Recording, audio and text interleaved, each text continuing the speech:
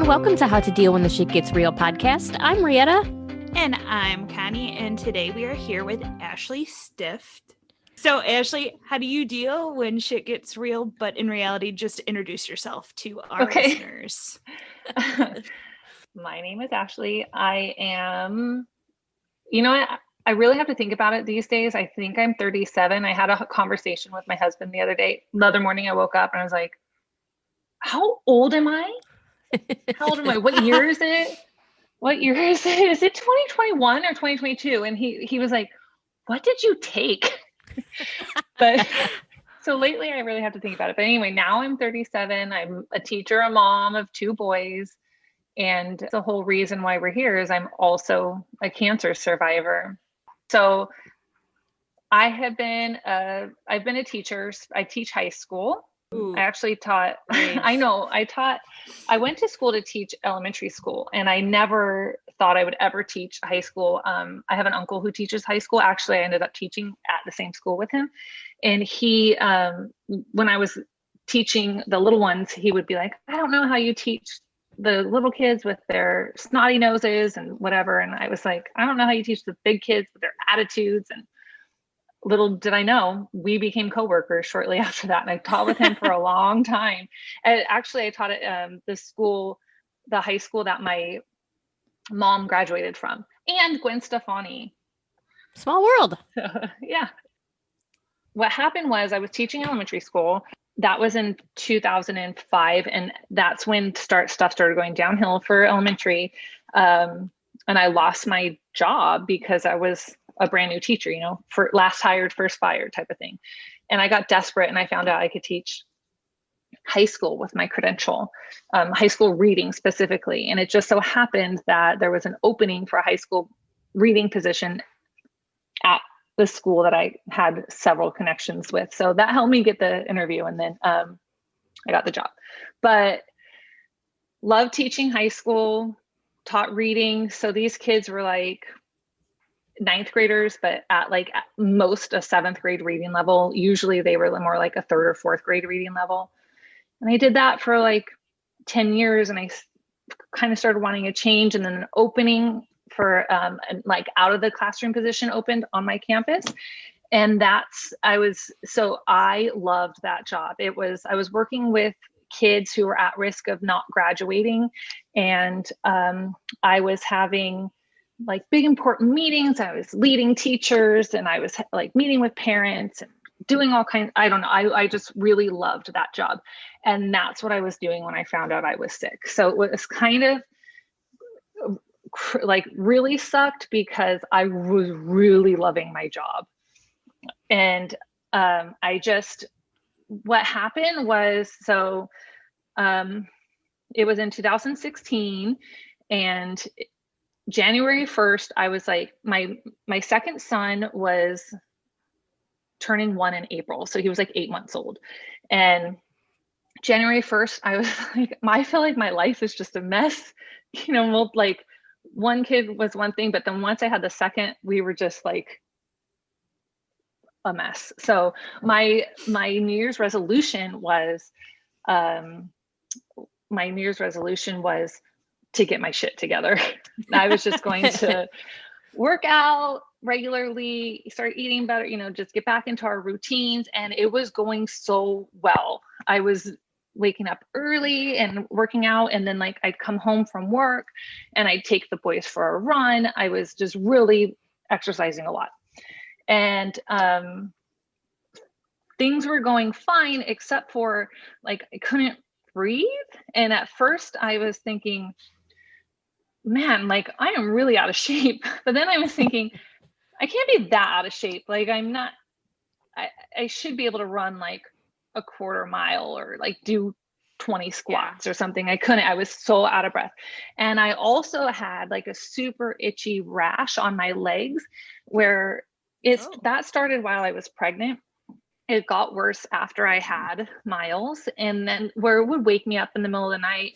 I was emailing my doctors, thinking it was something hormonal or a side effect from an epidural, Yeah. I had definitely thinking it was related to the baby.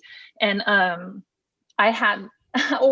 also thought well, my running shoes are old. It's probably like athlete's foot or something. So I was switching out shoes so it was a rash. And then the breathing thing was really what started to be a concern where, like I said, I was like, I can't be that out of shape. I didn't know if this was even a thing, but I for sure thought I had adult onset asthma. I have developed asthma all of a sudden. Like I would walk down to like my neighbor's house and be carrying Miles and be totally out of breath by the time I saw her, or by the time I got to their house. Or like one time I got home from work and my mom was watching the boys, and and my older one had a fit. He did not want to go for a run with me. So my mom said, just go run by yourself. I'll watch them. And I was like, sweet, this should be really easy for me then, not having to push like 100 pounds of baby and stroller. Yeah. Yeah. And it was still very hard. But I was by myself, I thought like my sports bra was too tight. It kept pulling on it. Another time I went to brunch with my two of my good friends because one was about to have a baby. Well, we had been there like a year prior when I was super pregnant, and it was down. Did you ever go to Beachcomber? Yeah. And Krista, so you like have to walk down, and I had done that walk when I was super pregnant, and it was not a problem. But when we were going here this time, I said, you guys, like, can we please take the shuttle? I know I'm not going to be able to make this walk. And so at that brunch, they were like, almost had like an intervention, like something is really like, wrong with the doctor. Yeah. This is not normal. So the next day or so, it was like, I think it was a Monday, I still woke up and did my exercises and everything. And I went to work and called my doctor and made an appointment, and she could get me in that afternoon. So I had like an after school duty that day, but I had to leave early. And one of my principals kind of gave me shit for it because he was like, we could really use you. And I was like, I have a doctor's appointment. Plus my wedding ring was getting fixed and it was near the doctor's office. So I was like, oh, sweet. I'll just pick up my ring. Yeah. Do all the things at once. Yeah. So, well, I never returned to work after that. So I always wonder how that principal felt. So I left. My husband and I carpool to work because he's a teacher too. And at that point we're at the same school, different sites, but the same school. But then we were at separate schools. So he came and got me. We went straight to the doctor's office. This doctor I've been seeing since I was like 20 years old. So she knows me, like my medical history, my personality, everything. I told her I was just having a hard time breathing. She took a pulse ox and listened to my lungs and everything. And she's saying, okay, something is wrong. Your lungs are not functioning properly. I have to send you to do an x-ray. Like we have to see what's going on here, a chest x-ray. So it was towards the end of the day, but she wanted me to go do it stat. So, and it was right in the same building. So I went but I had to wait for a little while. And while I was waiting, she kept calling them like to check on me. So I knew, left out a vital part. She told me, we have to see why it's there. Like you're on birth control. So it could be a blood clot. It's probably an infection, but it could also be cancer. So she told me that from the get-go. And then anyway, so I'm waiting for my chest x-ray, and she kept calling, which I was like, it's like 5 o'clock. She should be home or going home. Yeah. And so I had a feeling something was up. And then I do my x-ray and they told me, hold on, we have to call your doctor. And I heard them talking to you. Usually like the texts don't tell you anything. You have to wait for the doctor to tell you stuff.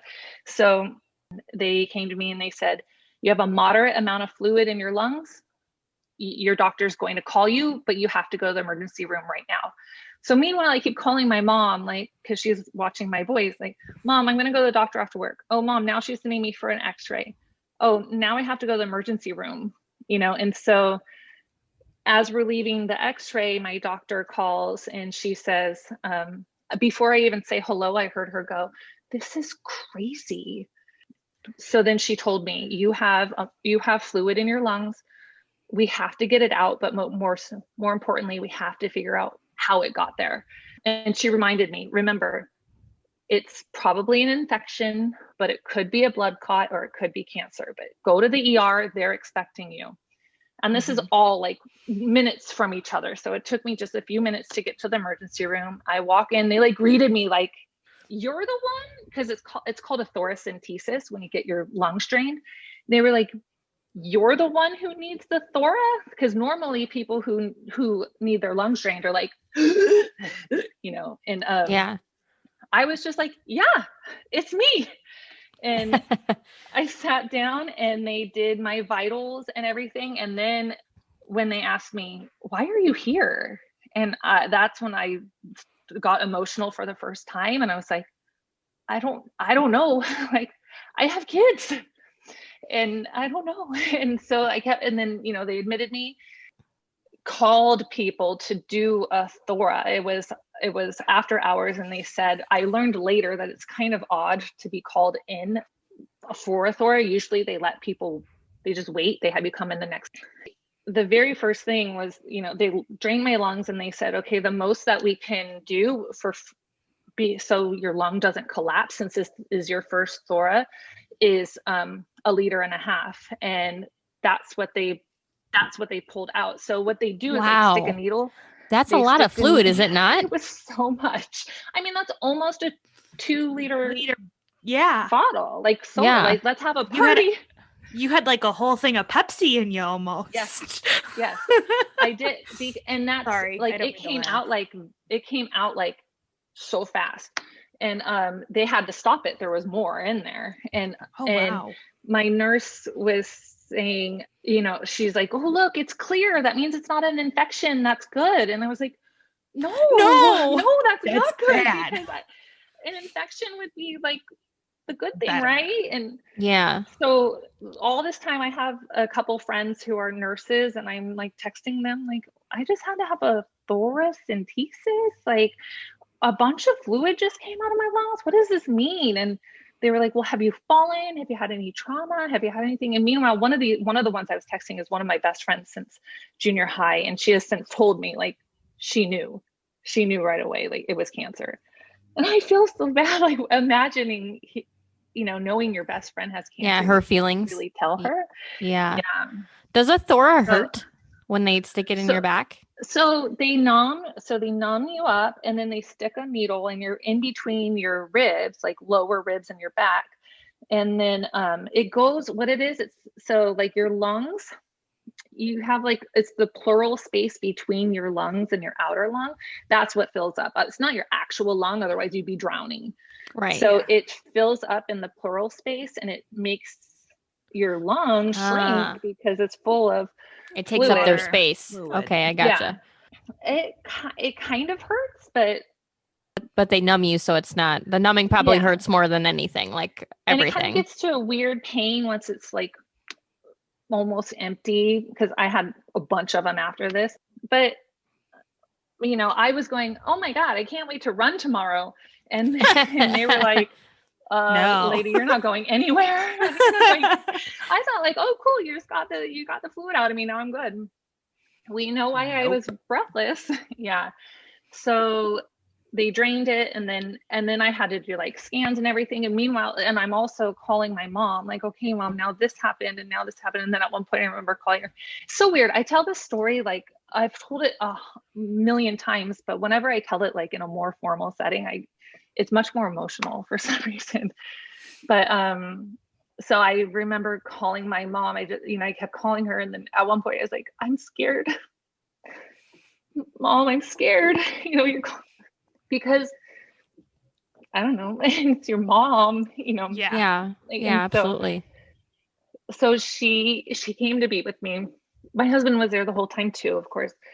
They were running blood work and scans and everything and waiting for all those results. And then at one point, one of the nurses comes in, and he's like very somber and gives me all this literature on lymphomas. And I'm like, what is going on here? Like, I said, can you send the doctor back? Because I'm getting like two different vibes here. And Yeah. yours is much more somber. So then the ER doctor came back and I said, what is going on? And he's like, look, your lungs, your scan was a mess. And he said, you look a hell of a lot better than your chest does. And I'm admitting you. And I said, well, what is it? And I said, is it cancer? And he said, it could be. And immediately I just went to, when I was 32 when this is happening. And when one of the only people who I've known who had cancer was a 32-year-old mom of two boys who were that I used to work for. I was her like aide for her autistic son. And so and she died. So I was like, well, fuck, that's it. And then I was going, I should have been a hell of a lot bitchier in my life. Like this would have never happened. This would have never happened if I was a bitch.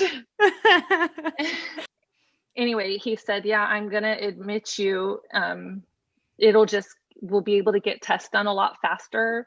And, we'll be able to get to the bottom of this. And I said, well, what floor are you admitting me to? And he said, the 8th floor. I was like, well, what floor is that? And he said, oncology. And I was like, son of a bitch. Yeah. Yeah. Well, there's my answer. Yeah. Mm-hmm. And they kept like always like this hope. Oh, there's sometimes like there's these weird infections that this could be whatever. But like no. So I got admitted, and then they actually, before they admitted me, no, it was the next day. They inserted a chest tube, and like that drained so fast. I had a bunch of biopsies and surgeries. I was there for like a week while they're trying to like get my fluids stopped and figure out what's going on. And at one point, and then like one of my nurses was, that first night though, I remember like my husband was with me and I just bawled, and he was laying next to me. It was like what you would see in a movie, because I was like pounding his chest. And and I remember like in the middle of one, I looked over and my nurse is right there, like rubbing my arm. And I just kept saying, can you just give me something, like knock me out? I don't want to feel any of this. Just, I had no clue what type of cancer it was, anything. I don't know. I was just totally blindsided because this whole time I'm thinking, they're asking me, have you lost weight? Yeah, I had a baby recently. Like, are you tired? Yeah, I had a baby recently. Again, back to the baby. Yeah. Yes. So everything. And I don't know, that whole week was just kind of a blur, but my friends were so wonderful. They all showed up and were just there. And I wish I would have taken a picture because like sitting from my bed, and all my best friends, except for the ones who are out of the country, were just there. And it was all I needed, was their presence. And then one time one of my nurses let me escape and go outside and see my kids. And my parents had brought my kids. And so I was discharged thinking, like, I had several biopsies and during that time. And at one point they told my mom, we think it's Hodgkin's, and we're pretty sure it's Hodgkin's. And my mom cried happy tears because we were like, that's good. This is a good one. And so I left the hospital with a fairly certain that it was Hodgkin's, not staged or anything. But once my fluids stopped filling up, then I was able to go home. And then that's when like more testing and more like, oh, we're not quite sure, we have to do more. And like, okay, we think it's stage 3.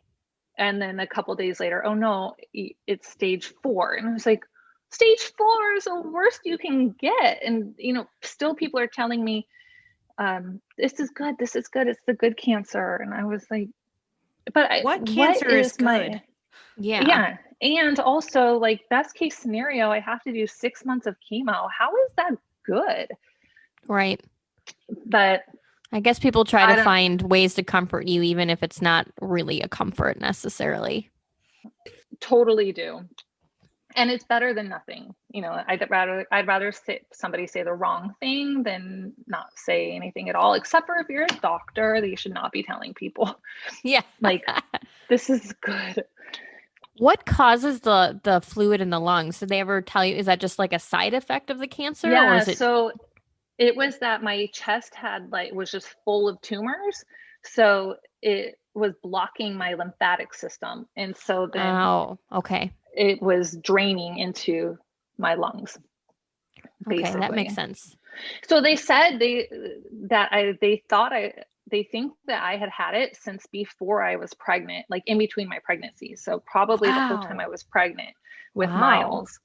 That's intense. And then, yeah, I know.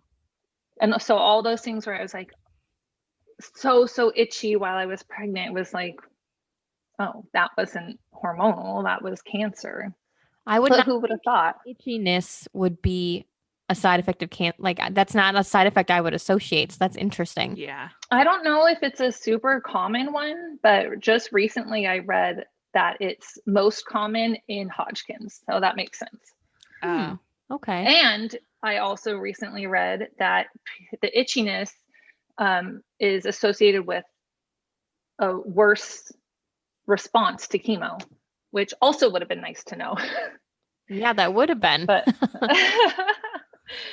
I don't know. I mean, I started chemo a little bit later. The first time I did a PET scan, it was in between, like, we had a few hours to kill. So Ian and I went and watched Deadpool. Have you watched Deadpool? Oh my gosh, Yeah, yes. hilarious. Wrong. But yeah, I was gonna say wrong Oh, movie. yes. Mhm. Yeah, that is. Because it was all about cancer. Like, once you get sick, you realize, like, how many movies are really about people being sick. And then you turn to him and say, okay, worst case scenario, I become Deadpool. I'm Yeah. just kidding. I just have regenerative powers for everything. Yes. Mm-hmm. So what if I'm a bit scarry? It's fine. Everything Exactly. is fine. Good thing it didn't come to that. Yeah. So I started doing my treatment. I was still getting my lungs drained every week. I would have to go in, and then eventually, after like my second or third chemo, I didn't have to get my lungs drained anymore. It was one day a week every 2 weeks for 6 months. So it was 12 treatments total. And I lost my hair, and it just, at first it was okay. It felt like a really tired hangover. So I was used to that. I could handle it. They made good drugs. And then halfway through, I had a scan and everything looked good. Looked like completely gone. Cancer was completely gone. And then I finished my treatment. I cried because I was done. And then that was in August, and I had my first scan after that right at the beginning of November. And when you have a PET scan, you're not supposed to have sugar. You're supposed to have like high protein because the PET scan checks, basically it measures like the metabolic rate of sugar, how your body metabolizes this radioactive sugar. So you have to make sure your blood levels they take your blood level before they give you a scan to make sure it's in the right range. But so I had some like Halloween candy the night before. Whoops. During this time, I had made good friends with my PA in interventional radiology, which I had no clue what that department was, but that's the department that does thoracentesis. So my buddy Brett, he was just so sweet. He really took care of me during my thoras. Sometimes I would have to bring the kids, and he would he's like my age, he was young and nice, and like Dewey Hauser. I remember the first time I saw him, I was like, who is this guy? Is he old enough to be here? and he would like blow up balloons, the gloves for my kids, and he was so sweet. Aw. And so when I was going in for my PET scan, he said, do you want me to call you with the results? And I was like, I don't know, I'm kind of like not having the best feeling about this, so I don't know, do you really want to be the one who calls me? He was like, well, wouldn't you rather it come from me? I was like, yeah, that's true. Because I had been itchy again. I had been having night sweats, which is, I'm a very like sweaty sleeper anyway. So sometimes I blow that off, but I had been getting rashes again. And then one day I went to Disneyland with Natalie. Rihanna, remember Natalie? Mm-hmm. And Oh yeah. we went to Disneyland, and you don't eat well at Disneyland. And so, and then the next day I weighed myself and I was like 3 pounds lighter overnight. Ooh. Picking out the day before. So those were just the things where I was like, you were like, uh-oh. So you had a feeling. Yeah, I knew. So then anyway, Brett said, oh, do you want me to call you? I said, okay, sure. So I had my scan. I did it early in the morning because you can't eat. So then, and my mom took me, and we went to breakfast in Laguna afterwards. And I remember as we were crossing PCH to go back to the car, Brett called me, and he's like, can you sit down?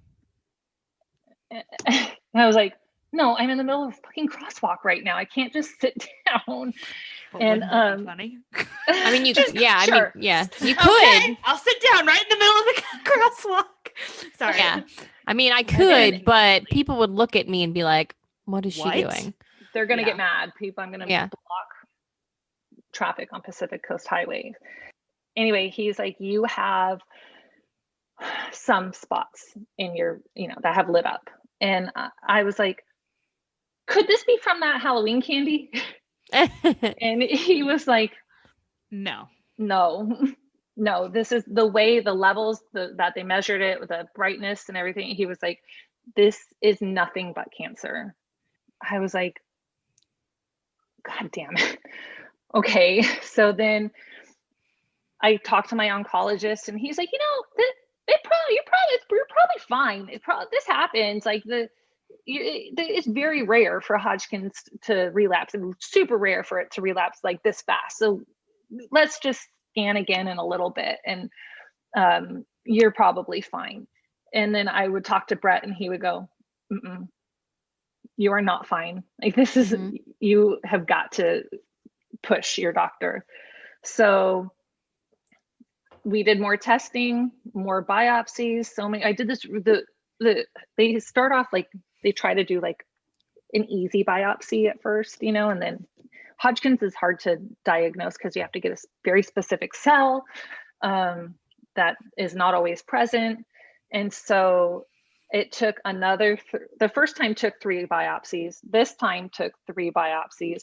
And it was right before Christmas. And it was this really gnarly one where it was a robotic surgery, and the robot arms go through my ribs, and they deflated my lung, and it's all to get to the spot in my chest. And then I woke up awful. with I woke up with an IV in my neck, and Ian's like, what is that? And I was like, what is what? I don't know. I didn't even know what was there, but it was.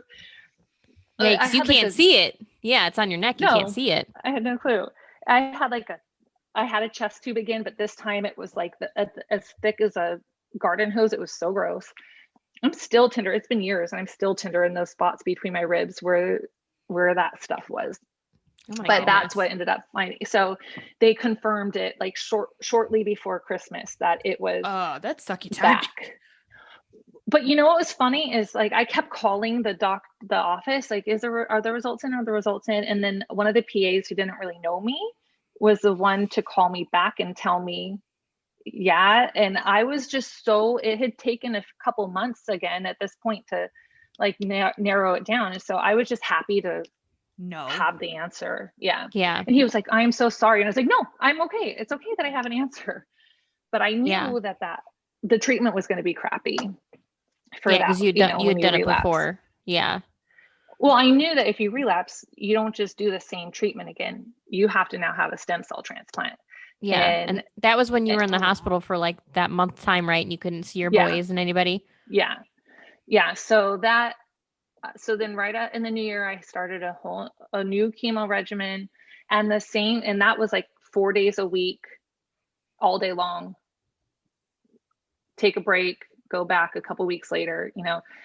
To get a stem cell transplant, you have to do chemo first and get rid of the cancer, and then you get admitted to the hospital for your transplant, and you do more chemo. Well, the problem is, like, the local hospitals don't just do stem cell transplants. So right, I had to go to UCLA for it, but then there was like this whole issue with my insurance, and because my medical group didn't partner with the same hospital that my insurance, whatever. So it ended up taking a long time to get approved, which meant I had to do more chemo than I didn't have to do. Mm-hmm. So same thing happened is I went halfway through, I did a scan, it looked perfect.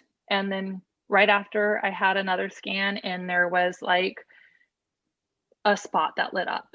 And they said, okay, well, like, now instead of biopsying it or anything, let's just go assume that it is cancer again. And let's try a different chemo regimen. So then I did another one, and that one, things just kept getting pushed back and pushed back and pushed back. And then finally we were ready again. Halfway through, scan looked good. I go to UCLA. I had to do all this. I had to stay up there for a little bit, harvest my stem cells. So I did one, it's called an autologous stem cell transplant, where it comes from my own cells. So I didn't need a donor, which is good. But I had to go up to LA. And have you seen those commercials for like Neulasta or Neupogen? And it's usually Neulasta that you see. And that is what stimulates, if you are immunocompromised, which most chemo patients are, you have to do shots, Neulasta or Neupogen shots, and you have to give them yourself. And those give you side effects, like flu-like side effects, because it stimulates an immune response. It makes your body produce white blood cells. Gotcha. So I had to do that anyway during my treatment. But when you're getting ready for a stem cell transplant, you have to do, like, I forget what it was, like double or triple the dose every day, giving your shots to really, really get your blood going. But while you're doing that, they don't want you to get sick or have any chance of missing your collection window, because everything's like very precise. So I had to go up to the hospital. It was right before Easter. I did my collection. They hook you up this machine. I had multiple like ports and everything in my chest, all these gross things just hanging out of me all the time. You saw it, Rietta. I remember your one port. Yeah. So they hook you up, and you can't move. So if you have to pee, they would give you a bedpan. It's so I was terrified. I didn't eat or drink or anything because I did not want to have to use a bedpan. And you're in a room with other people. It's not your private room either. So there's no privacy. Luckily, I didn't have to use the bathroom. And it only took 2 days of collection. We collected all the cells that we needed. And then it was supposed to be like, okay, do your scan the next day. That weekend is Easter. Go home, be with your family for Easter. And then on Monday, you're being admitted for your transplant. So on like Friday, I had my scan. I had a doctor's appointment, but my doctor didn't see me. I saw like a different doctor or whatever. And on my way home, I get a call from the hospital saying, maybe that was a Thursday or whatever. And they said, you need to come back. You need to see Dr. Aradot tomorrow. And I was like, no, this is my last weekend before I'm going to be in the hospital. He didn't see me. So that's on you guys. And they were like, well, there's a problem with your scan. I was like, oh my God, again. So then I had to go through, then they were like, let's biopsy this time. So then I had to do several more biopsies, and they couldn't confirm it. They couldn't confirm it this time. And they said, since we can't confirm it, let's just move forward, assuming that it's not cancer again. So because to have a good response to a transplant, you have you're supposed to be like in Cancer free. complete remission.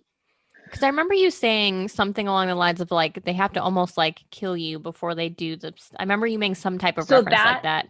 Yes, that's the chemo that they give you when you are in the hospital for the transplant. So then eventually I am admitted to the hospital. Brought so much stuff with me because I was afraid I was going to be bored. I was going to be there for a month, and I had no clue. So yeah, I was admitted. They immediately hooked me up to the polls, and I didn't realize that it was just going to happen so fast. I don't know. I felt like maybe like I check in, have a night to myself, let's start everything in the morning. But no, they started everything right away, which obviously makes sense when you think about it. And I didn't realize that I was hooked up to that pole the entire time. That's the time. So then that's when it's another week of chemo, and some of it's 24-hour overnight or whatever. And that's the stuff that basically it brings your blood counts down to 0. So when you get your blood count levels tested, and they're like, here's your level of red blood cells, white blood cells, hemoglobin, whatever, platelets, everything was 0. Because it's a blood cancer. So they have to kill everything. Oh my gosh. Wow. And that's where it is. Like they have to kill the cancer. You hope the chemo kills the cancer before the chemo kills you.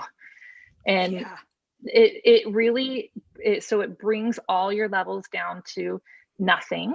And then you wait a couple of days, and then that's when they give you your cells back.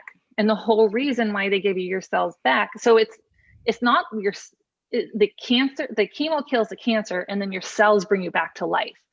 So you've been reborn, basically. Yeah. So it's like something it's been a while, and some things I was really good at knowing at first, and now, it just doesn't matter anymore. But it's like red blood cells white blood cells can regenerate, but red blood cells can't. So that's why you have to get your cells back to make more blood cells. Otherwise, you just wouldn't have any, and you would die. Yeah. And then the rest of the time in the hospital is just recovering from that and getting your cells back up. But you get very, very sick. And it's so weird. Like there were all kinds of weird rules where I couldn't take a shower because there's like a bacteria that could be in the steam. So they had to draw my bath for me and wait till the steam settled, and then I had to take a bath.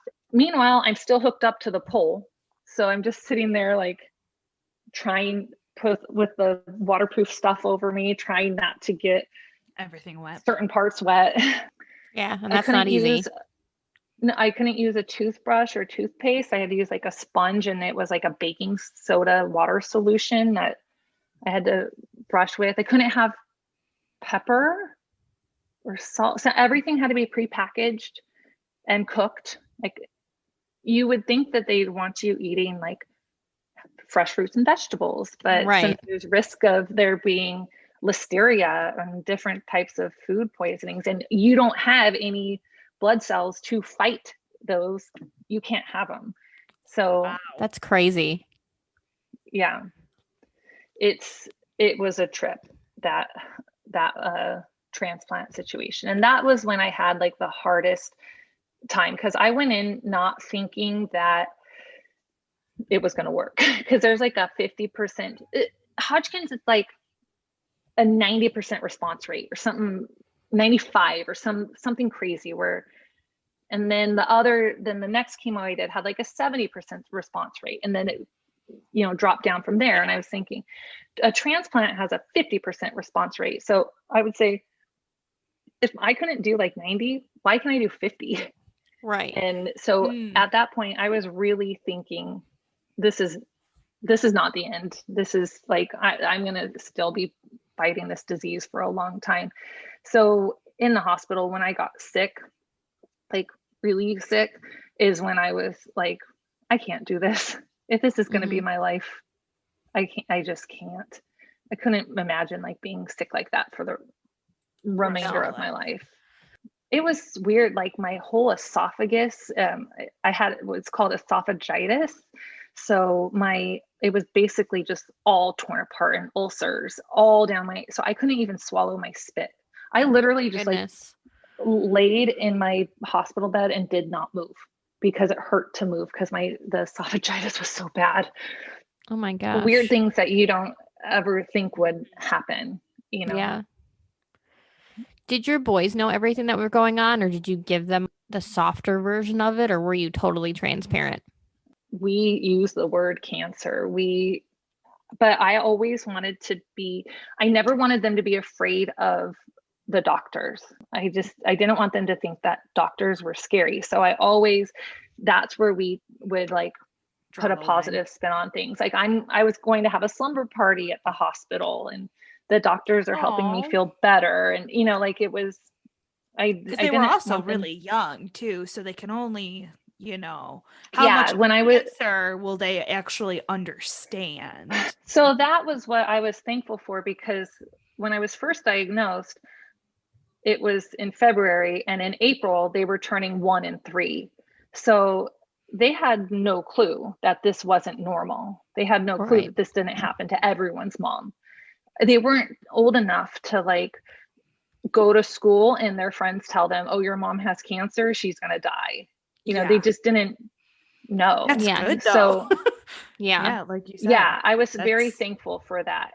It was hard though, because like balancing the parenting, my husband did everything. And then my mom and his mom helped him a lot too. But I remember having a conversation with my mom one time where I was like, Mom, you have to stop spoiling them, because you're making it hard on me. When I like am feeling well enough, or when I can like parent and intervene, and I'm telling them no, I'm the bad guy. And I remember her like, oh, like she never even thought of that. They were really trying to just make like the boys' lives as good as it could be. But yeah. Plus their grandma, you know, that's grandma's job. Anyway, yeah. But yeah, I was just glad that they were little. They didn't know. But you know what? It was also hard because I was trying to look out for like emotional support for little ones whose parents are sick. And especially since I was going to be gone for a long time. And, you know, when I was in the hospital, I tried to FaceTime them, but there were some days where they didn't realize though that it was weird. But now Blake is a very anxious child. And I asked him just recently, actually, it was like the day before my birthday. So a few months ago, he was having a breakdown and he worries about everything. And then I asked him, do you think maybe like mommy being sick makes you worry about things more? And he said, yeah. And then I said, do you ever worry about me still? You know, because now he's almost 8. 4 years of his life, I was going through treatment. You know, 3 years of his life, I was going through treatment. And I said, do you still worry about me? And he said, yeah. And I said, well, what do you worry about? And he said that you're going to get sick again and die. And I was like, oh, sweet boy. You're not supposed to know these things. I didn't even know he knew. And then I said, well, maybe because he's a very big worrywart. So maybe, you know, he just worries about everyone. So I said, well, do you worry about daddy too? Do you worry about that with daddy? And he goes, no, but now I do. Oh, oh, sweet boy. Yeah. So I don't know. I don't know like how it has affected them. He talks about it like he remembers, but Miles doesn't really remember. They see pictures of me with like no hair and they laugh but they probably like remember what other people told them is what they remember. Yeah. Yeah, Blake, because he was 3, and then because after I got out of my transplant, then I had to do radiation. Then I had to still do a whole year of maintenance chemo after that. Wow. So it was a lot. And that maintenance chemo sucked because that was when it was the hardest for me, because it was supposed to be easy and it was not easy. And that's when like I had I started getting bad neuropathy and trying to do bar, and I couldn't even like go on my tiptoes, not because like I was weak, but also because my brain like was not talking to my feet. Oh my I couldn't gosh. run. I couldn't like it, just the coordination, the muscle brain connection was gone. It was walking was a chore. I'd always be the one pushing the stroller, so I had something to hold on to. Mm-hmm. I would like, my heart rate would also go super high. I was falling. That was awful. So Yeah, that had to be that super was, weird to like just to not have your You're body like, feel hey, you're normal. supposed to know these things, brain. You're Yeah. supposed to know that I have feet and that my feet can go on my tippy toes. yes. And it was like, I felt like I had like an injury and was learning how to walk again. At that Yeah. point, I was back at work. If someone would say like, hey, you want to walk with me to the office? And I go, oh, shoot, like the pavement's uneven and they're going to walk fast. And what if I fall in front of the kids or what? And Yeah. it was awful. So you were running through all the Yeah. scenarios. I have to say though, But when you were at the beginning, I guess it was more so at the beginning, you were still taking bar. You absolutely amazed me. Like, I don't know if that was something that I could have done. Like, I don't know. How did you find the strength and the motivation to keep taking bar? Was that just something that made you feel normal? yeah, that's what it was. It was like I had done bar and then I took a little break or something, and then I found out I was sick. And then Natalie said, would you want to go back to bar? And I was like, you know what? Yeah, I feel like that's a good exercise for me to be able to do while I'm sick.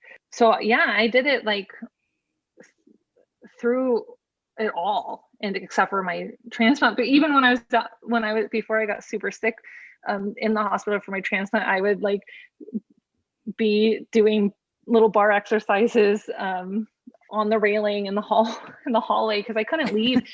I just like do my laps and then I'd like do some little pulses and try to get some exercise. And then when I got discharged, I remember as soon as I could, I came back because it was like a sense of control.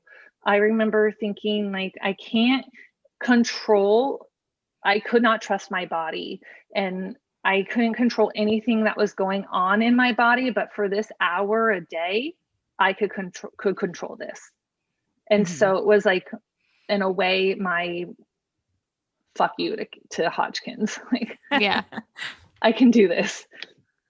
So that was definitely, and that was something that, I mean, you guys were all so supportive. That also, got me through a lot, was because I knew I could go there and people would be there to like listen to me or to talk to me or to just push me. And that's something like I always loved about you, Brietta, was that like you didn't necessarily baby me. You knew she doesn't baby no one. Push me. She babies zero. It was like, okay, tell me how you're feeling. How are things going right now? You knew like, I don't want to be super babied, but also if I can't do something, like you can't do it. That's frustrating to me. And yeah, going to bar was a way to just be in control and have support and have my mind off of things for a while. I would a lot of times go to bar in the morning before I went over to get my infusions, because I knew that like after the I would start feeling, it wouldn't be yeah. But also moving, when I would move more, I would feel better. So that was something like, if just laying there wasn't helping. Yeah. So moving helped.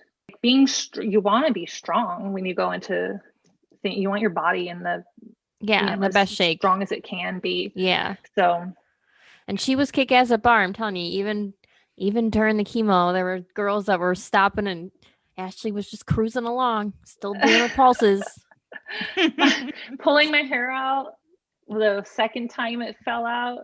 I remember when you were doing that, and Meredith was like, Ashley, stop picking the hair up off the floor. I can do it for you. Like, just take class. Yeah.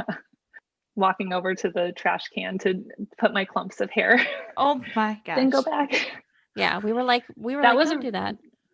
That was a really hard day though, that day specifically, because when I had relapsed, and it was a couple weeks after I had started treatment again, and just the hair falling out was like, oh shit, this is real. And I remember I remember sitting in the little room where we would put our socks on and stuff, and after class, and just crying like, I can't believe this is happening again. Because you could pretend all you want, like things are normal, but when your hair falls out, you can't pretend anymore. And it's not a secret. Like, it's not a secret to anybody, which is also annoying. And as females, you know, we attached to our hair. Yeah, it's one of the things that makes you feel pretty and feminine. So when it's falling out, I mean, it's got to be hard. What bothered me the first time my hair fell out, the first time I was sick, I wore hats the whole time. I had like one really shitty wig that I maybe wore once, but I didn't invest in any wigs because, you know, this was only temporary. That was my next question. Yeah. So my friends were so sweet. My mom, they arranged, I had an appointment at a wig shop to try on wigs. This is the first time that my hair was falling out. I dyed it pink. I was very excited that I had pink hair, but I was going with my mom and my best friends to pick out some wigs, and they all showed up with like ridiculous wigs on, and we had champagne and we like, you know, we were trying on all these different wigs. And at one point the lady left and my friends were saying, well, what wig do you like best? And I was like, none of them.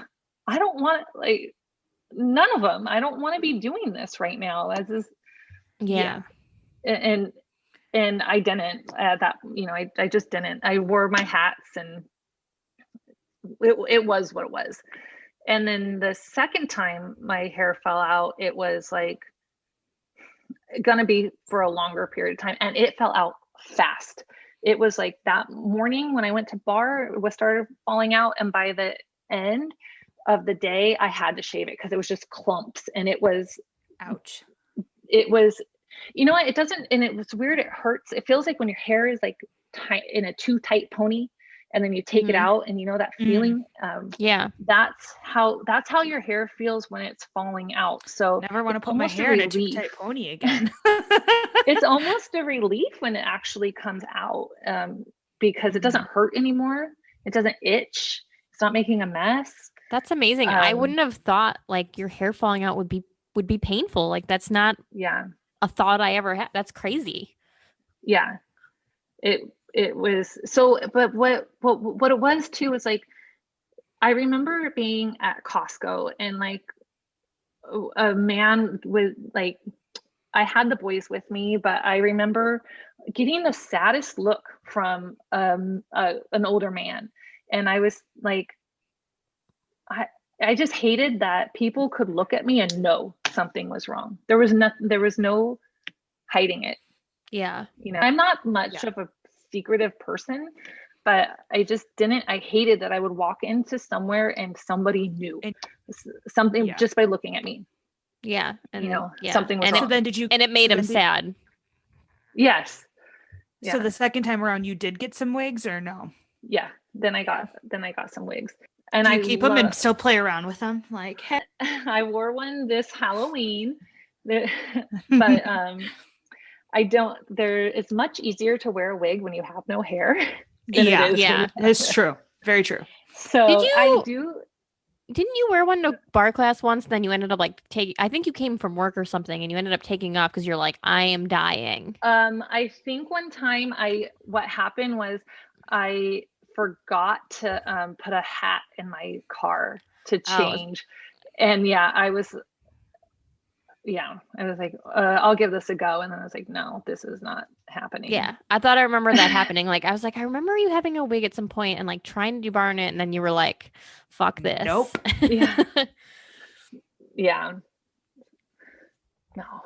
Well, I can't imagine that it breathes. You know, it's not like your hair, you know, where you can swipe through your hair. Like it probably doesn't breathe. So I don't blame you. I would have taken it off too. Yeah, it's hot. Mm-hmm. But it was nice. Like it was good to have wigs because then I just was able to do my makeup, put a wig on, and pretend like life was normal. And you didn't get the weird looks. Playing a little trick on the world. So, what would you say is your greatest accomplishment? I was just talking about this with my mom and my husband the other day, but when I was in my maintenance chemo and I had gone back to work, I went back to school too to get my admin credential. Oh, wow. And so I was still doing treatment and working and being a mom and all that stuff. Something that people don't talk about with chemo, everyone knows you lose your hair. Everyone knows you get sick and whatever. But it also has like cognitive side effects. So it's like baby brain times 1,000,000. So fogginess, short-term memory loss, like focus. So when I went back to school, because the question, we were just in the mountains with my family and over spring break, and we were doing like a conversation card game. And one of the cards was like, what is something you're proud of somebody you love? And my husband was like, I don't really know. And I was like, what about me getting my admin credential? And he's like, that was easy for you. Why would I be proud of you? That was easy. And I was like, it was not easy. It was so hard for me because I was used to school being easy. I was used to things being easy, and it was so hard to focus to remember things, to be reading, to read and comprehend. And so, I mean, that's something that I'm proud of. I don't feel like saying like beating cancer was an accomplishment, because I don't really feel like there was much choice in that. You had to. Yeah, I didn't. And like, like, how did you find the strength? There was no option. You just had to do it. They told me what to do and I did it. So it was hard, like losing my identity, because I remember at one point I felt like, well, I'm not a teacher anymore. I'm hardly a mom. Like all I am is a cancer patient. That had to be hard. That had to be hard, but that was my only job. That's what I had to do was do what they told me to do. So what would you give as an advice, or even just tell somebody who just found out that they have cancer? Okay, so there's several things. Like one thing, I made some really dear friends who also had transplants around the same time that I did. And one of the things that one of the girls always says is, or her boyfriend always told her, was don't borrow troubles. So it's really easy to like get in your head and freak yourself out. But number one is don't borrow troubles. So don't freak out until you have the actual information to freak out about. Of course, you're going to want to Google. If you Google, stay on the like American Cancer Society website, the reputable websites. I would also say stay away from groups like the support groups, because they are helpful. And I met some really great people who helped me a lot to get through them. But also I had to stop following a lot of the groups and the people, because you don't need the constant reminders, it doesn't need to be your whole life. And the other thing, like, find a doctor you trust and that you're able to, like, you're comfortable. I don't want to say I will never be smarter than my doctors. And you have to realize that, but also like you have to be comfortable with expressing yourself and asking questions and pushing when you like when I relapsed and my doctor was like, you're probably okay. And I had to push. Yeah. So I didn't want to, I've still to this day, I'm his only Hodgkin's patient who's ever relapsed. So it's just, I don't blame him for thinking that it was nothing, Yeah. But you had that gut feeling that you had to push him. Yeah. But I do think it's important to trust your doctors, to know that your doctors have gone to school for a very long time. They've practiced this for a very long time. And it's okay to question and to ask, but you got it. But WebMD doesn't make you a doctor. Exactly. That's why we have doctors. That's what they're there for. So do you look at life differently since having cancer? I would love to be like enlightened and like say, but there's a couple things. One, the positive side of it, the saying, they're making mountains out of molehills. I tell people the reverse. You just got to make molehills out of mountains. Things aren't that big of a deal in the grand scheme of things. So I guess there's like a perspective, that I've gained. Like, I never went back to my job. The school didn't burn down. They were fine. I did get like very dramatic emails from students who were missing me, which was very sweet. In the grand scheme of things, like, if you don't get that thing done, are you going to die? Then it's okay. So perspective, I have gained some perspective, but on the other hand, I used to be a very like glass half full, rose-colored glasses, Pollyanna, and I find I'm a lot more jaded than I ever thought I would be. And so there's like, it brought a dark side that I'm not really happy to have. But on the other hand, like, because I'll look at people and like, why hasn't their life fallen apart? Because what was really hard for me for a long time is that I was certain I was going to have a third baby, and I can't. Like, the chemo, my transplant chemo, put me in a menopause. I'm sterile, cannot have babies. So I didn't know that. Yeah. So that was very, very hard when it's not your decision. Yeah. So for a long time, even now, it still is like, I would avoid baby showers. People would tell me they were pregnant, and I'd be like, of course they are. Why wouldn't they, It's hard not to be jaded. I mean, you went through something so difficult, and then not only that, then you lost your ability to have something that you wanted, and you didn't even, like you said, you didn't get a say about it. So, I mean, it's a fair feeling. Yeah, but I don't really like being that negative person, so and I don't like looking at people and like, I don't know, I have such a hard time like looking at someone and going, why isn't their life falling apart either? Or why hasn't anything bad happened to them? And the other thing is, you don't know that. You don't know what they've been through. Just thinking that. Yeah. So exactly. That's part of it too, is I've learned again with like making molehills out of mountains is, okay, so someone cuts you off or someone's being an asshole. Like, who knows? Maybe they just found out their spouse has cancer. Maybe they just found out they have cancer. Maybe someone just died. You don't know. Giving people more grace. Yeah. And yourself. Yeah. So, fun question. If you could have one superpower, what would it be and why? I think I'd want teleportation, but I want to be able to teleport. I want to be able, almost like, in Harry Potter, like, what is it like, what are they called, like the shoes or whatever they can grab? And the port keys. Yes, the port keys. You're welcome. I want to be able to teleport, but I want anyone who I'm touching to be able to teleport with me. Have you seen the movie Jumper?